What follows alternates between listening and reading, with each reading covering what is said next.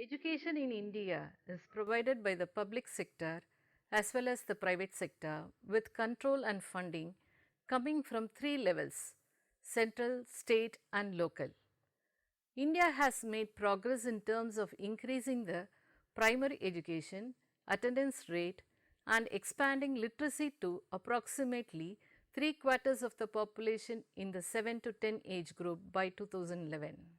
India's improved education system is often cited as one of the main contributors to its economic development. The major educational goals are universal access and enrollment, universal retention of children up to 14 years of age, improvement in the quality of education, revival of classical languages for contemporary use and greater use of educational technology. The education system has pressure in providing quality education at reasonable price. Despite of various educational reforms, the school system faces many challenges related to quality, access, cost, social and cultural aspects. The school system from preschool to senior secondary faces wide disparities in the educational status of different regions, dearth of qualified and trained teachers, poor quality of education due to high pupil teacher ratio.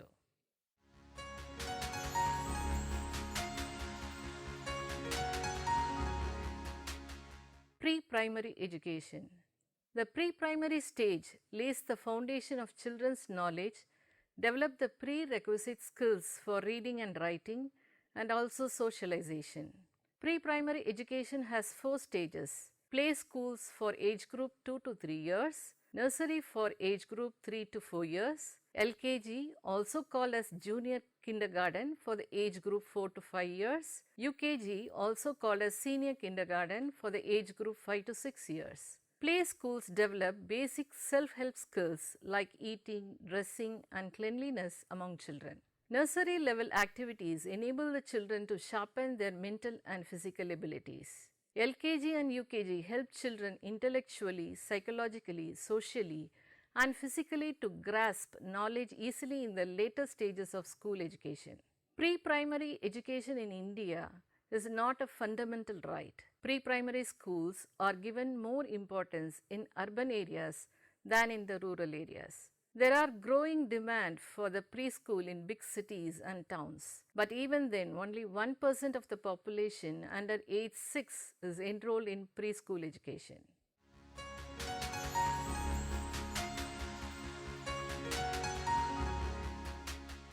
Primary education, also referred to as elementary education. The Indian Constitution provides free and compulsory education as a fundamental right to children between the ages of 6 and 14. The Indian government has also banned child labor in order to ensure that the children do not enter unsafe working conditions. However, both free education and the ban on child labor are difficult to enforce due to economic disparity and social conditions.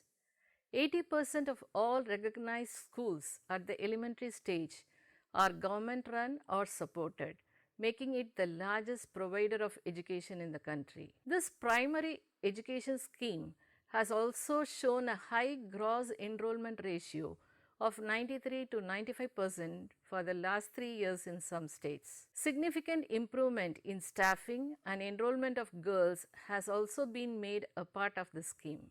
The current scheme for universalization of education for all is the Sarva Shiksha Abhiyan, which is one of the largest education initiatives in the world. Enrollment has been enhanced, but the levels of quality remain low. Due to a scarcity of resources and a lack of political will, this system suffers from massive gaps including high pupil to teacher ratios, shortage of infrastructure and poor levels of teacher training.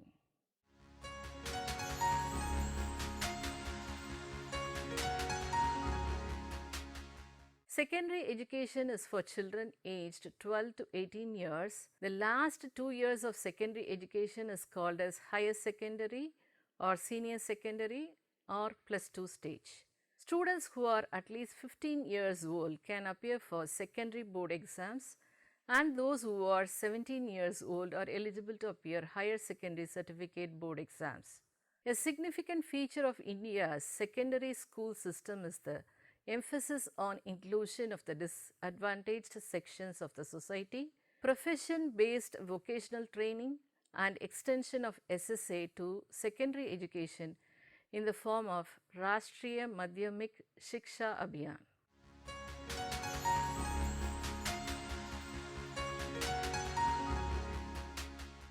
As per the Annual Status of Education Report 2012, 96.5% of all rural children between the ages of 6 to 14 were enrolled in school. Another report from 2013 stated that there were 22.9 crore students enrolled in different recognized urban and rural schools of India from class 1 to 12, representing an increase of 23 lakh students over 2002 total enrollment and a 19% increase in girls enrollment. While quantitatively India is inching closer to universal education, the quality of its education has been questioned, particularly in its government-run school system. Some of the reasons for the poor quality include absence of around 25% of teachers every day. States of India has introduced test and education assessment system to identify and improve such schools.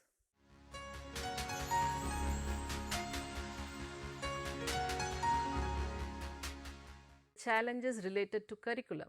Modern education in India is often criticized for being based on rote learning rather than problem solving. Indian education system seems to be producing zombies, since in most of the schools students seem to be spending majority of their time in preparing for competitive exams rather than learning or playing. It also suggests that students are focused on cramming.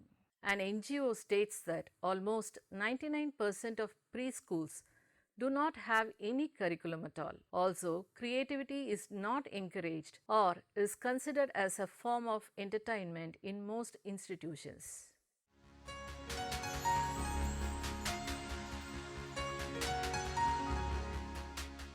India is a multilingual country. Since English language has attained the status of official language, more emphasis is given to that language as medium of instruction in the educational system, neglecting vernacular languages. Books on science, engineering, medicine and technology are available mostly in English language. So, the fluency and mastery in English language has become the prerequisite to be successful in life. But it should be noted that not all teachers are fluent in English, and also more emphasis is given on learning a foreign language than imparting and acquiring knowledge in different subject areas.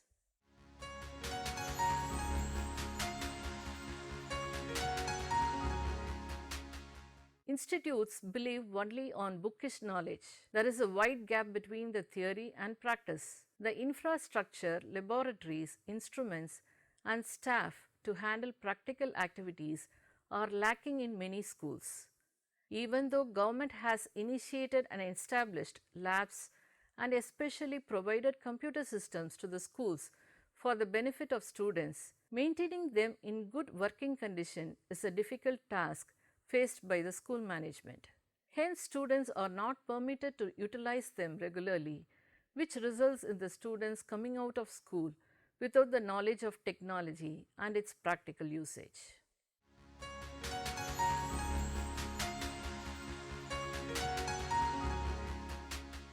Some schools don't give importance to extracurricular activities and include in the curriculum. They have the misconception that extracurricular activities will divert the students and not needed for the academic achievement.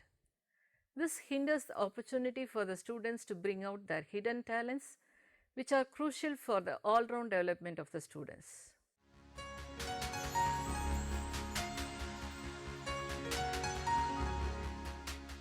Schools fail to develop overall personality of the students especially the communication skills. Even though the students are good in their subjects, they face many problems when they move to other places or states for higher education. The student would have scored state first in their senior secondary examination, but if they are not able to express and communicate effectively, they suffer from inferiority complex, which will be a biggest obstacle for them to progress and succeed in life. The main problem is in the education system followed in the schools, that is by giving more emphasis on rote learning alone.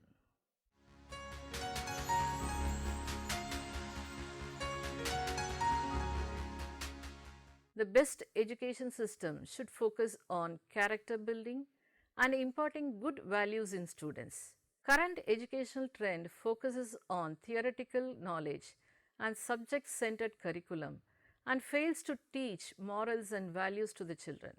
Due to deteriorating values in students in recent decades, there are problems like increasing incidence of indiscipline, indifferent behavior, misuse of electronic gadgets, MMS scandals, and suicides related to academic performance. Unless true education is inculcated to students, we can't pass on something significant to the next generations and they cannot learn to live a meaningful life.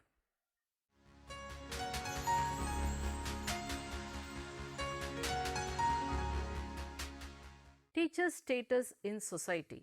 Earlier days, teachers were paid less but were treated highly by the people in the society. Indian culture considered teachers equal to God, who molds the younger generation, inculcate values in them, inspires them by being a role model, and being the reason for their progress and development in their life.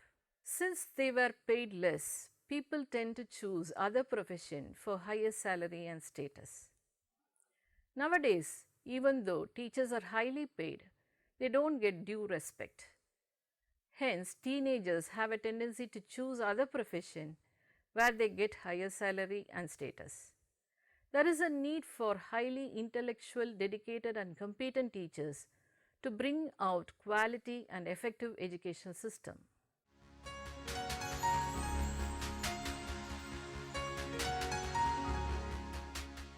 Earlier, there was less number of teachers, but the quality of education was good. The teachers were considered the embodiment of knowledge. Nowadays, the teachers are plenty in number, but the quality of education has gone down.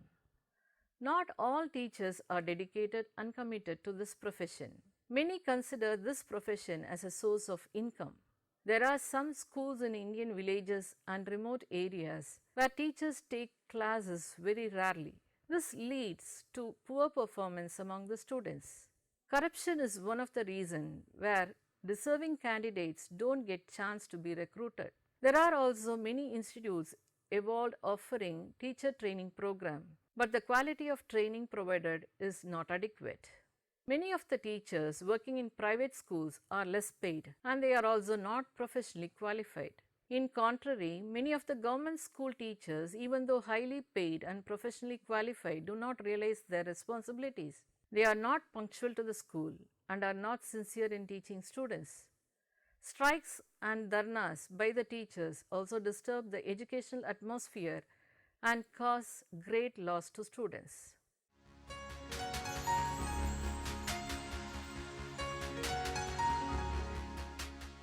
Nowadays, many teachers lack interest and concentration in their profession.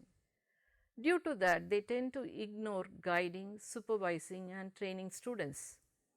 This decreases the productivity and performance of the students, and also the students will go out of their control.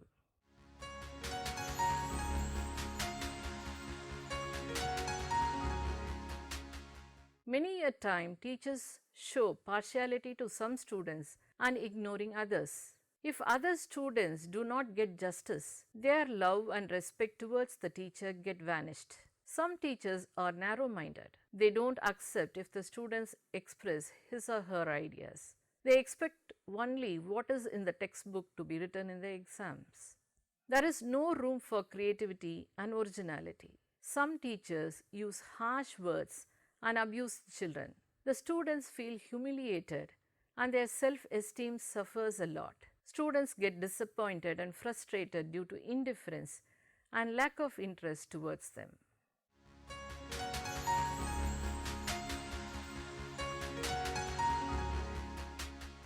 Lack of participation by the parents in education. The world is moving more mechanical than ever before. In most of the families, both the parents are working, which make their day-to-day life tiresome and frustrated.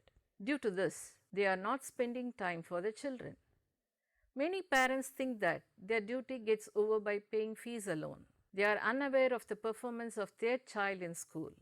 There is no cooperation and bondage between the parents and the school authorities and teachers. Parents' support is also needed for bringing up the next generation. Efforts should be taken to build a strong link between the parents and teachers.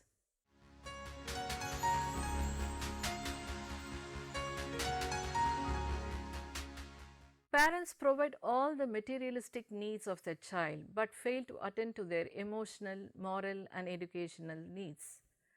Due to this, the children get distracted and become an easy prey to abuse and violence. They tend to spend more time in watching TV or into playing games online, which lead them to fail in their academic performance. There are also chances of children involving in unsocial and unethical activities, which is alarming for the parents and the society at large.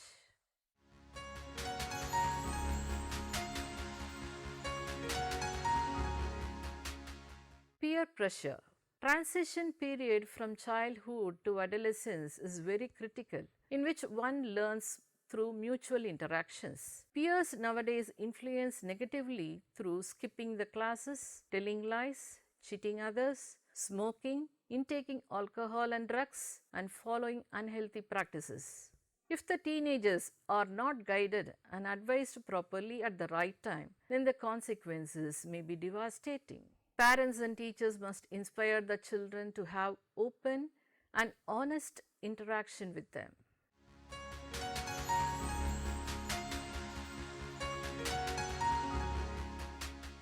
There is growing indiscipline among students. They get easily distracted by the internet and chatting with their friends. Only a very few use internet for education purpose. Due to distracting activities, they slowly lose interest in learning, which will further lead to loss their confidence and ability to succeed in life.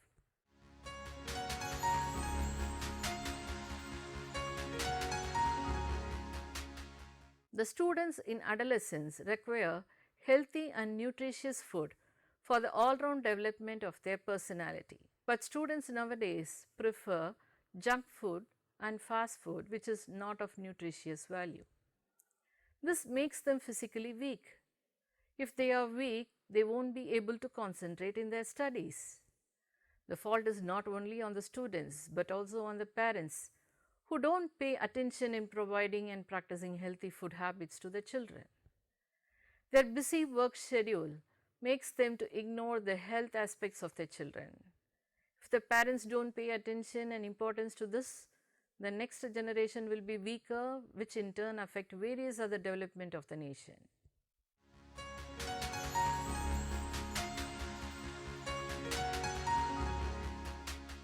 Lack of provision of proper environment. Report of the Secondary Education Commission has emphasized on provision of proper environment as the first concern of the schools should be to provide for its pupils a rich, pleasant and stimulating environment which will evoke their manifold interest and make life a matter of joyful experiences. But unfortunately, not all schools have suitable and conducive environment which will stimulate the students to learn.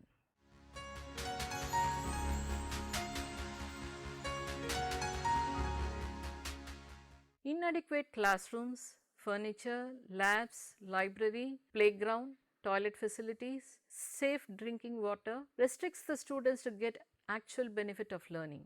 The Indian government has taken initiatives to fulfill the basic needs and has attained to certain level. As per 2016 annual survey of education report, 3.5% schools in India had no toilet facility, while only 68.7% schools had usable toilet facility. 75.5% of the schools surveyed had library in 2016, a decrease from 78.1% in 2014. Percentage of schools with separate girls' toilet have increased from 32.9% in 2010 to 61.9% in 2016.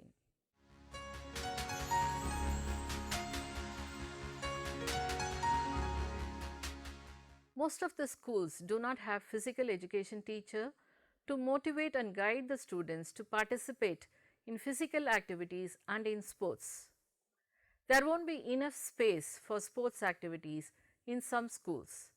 This hinders the physical and personality development of the students.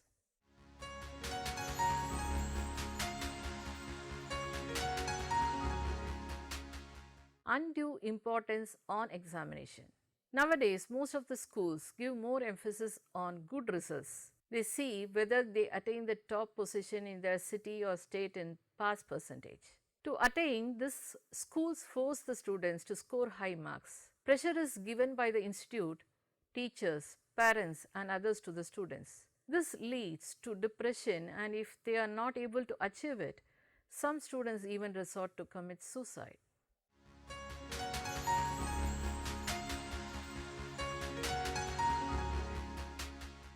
There is no proper coordination between the theoretical academic work and the continuous comprehensive evaluation.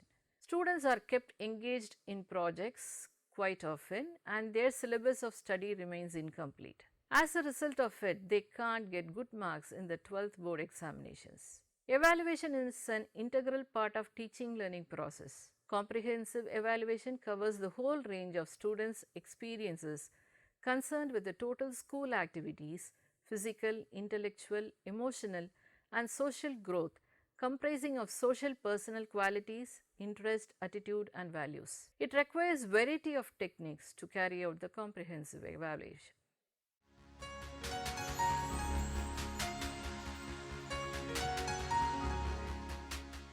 Lack of education in gender equality. In the society, boys are meant to become breadwinners of the family, whereas girls are meant to become wives and mothers. Hence, male children are given more opportunities in education, treatment and allocation of resources. If the female children are not able to balance household work and the education, it is used as a reason to discontinue their studies. In many families, and especially with below poverty line, girl child are left at home to look after their siblings. Although government has initiated many schemes for the welfare of female students, but the money is most often captured by the guardians rather than being used for contributing to their education. Even if the girls get admission in the schools, teachers discriminate against them and discourage them from further study. Under such circumstances, it is highly imperative that remedial measures are taken to improve girl education.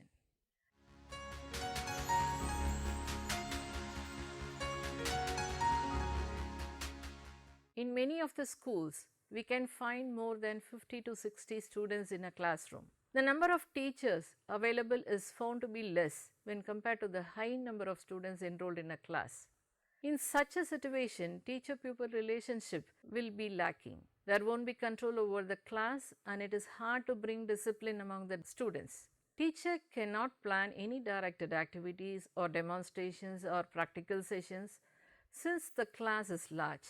It is tough to make all the students to participate in such activities. If a small group is engaged and others are left free, it is not easy to maintain discipline in the class. And also, the teacher can't bring any improvement in his or her method of teaching.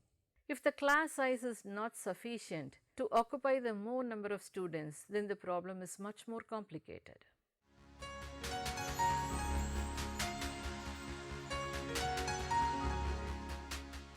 Higher authorities fail to supervise schools regularly due to their busy work schedule. This gives chances to the school administrators and the teachers to act according to their will, which affects the quality of education.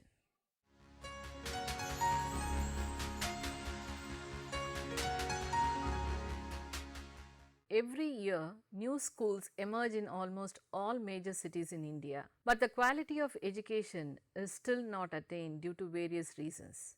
If we are really worried about the future generation, steps have to be taken to unravel the issues and make sure a happy, stress free, and quality education to the young students.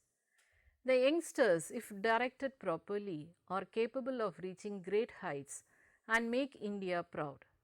If the teachers and parents become aware of their responsibilities and pay appropriate attention on the children and their education, it will prove very beneficial for the students.